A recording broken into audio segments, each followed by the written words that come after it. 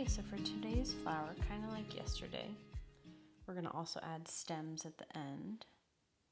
But you're going to start by doing, I'm using a pink here. So I got some pink from my palette, mix it up in the lid, and I'm just doing simple dots. So it almost kind of looks like a bunch of grapes.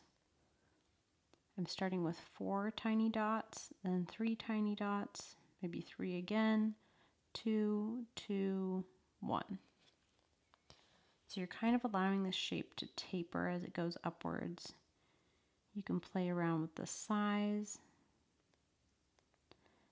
I like to do them in a line like that, but if they end up just kind of being a random bunching, that works too. So don't worry too much if 2 of your dots run into each other, or if you want to do them not in a straight line. There's tons of options. These are your flowers.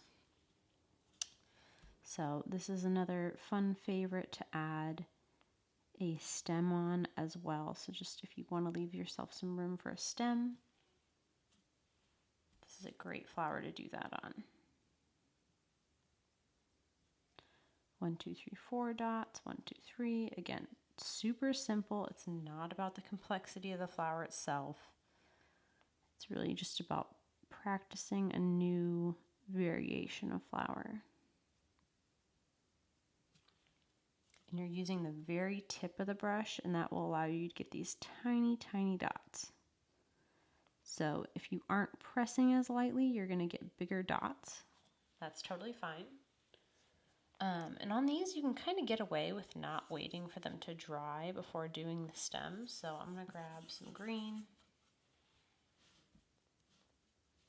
So as long as you're not touching these dots, you can do it while they're still wet.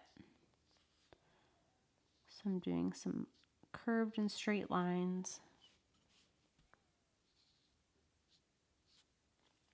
So just being careful again not to touch wet paint to wet paint, because they will start to bleed into each other.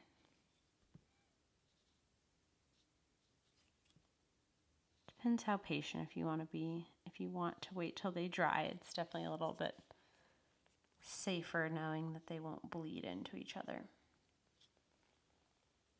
Awesome. So again, very simple flowers. Those have stems and leaves, a little different than what we've done for some of the previous flowers, but we are getting there.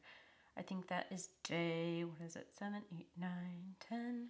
Day 10. So you're getting there, 10 full days of flowers. The more you do, the more practice you have going on, the more you're going to start to like how your flowers are turning out. So enjoy practicing those in whatever colors, sizes you want, and we'll be back tomorrow for day 11.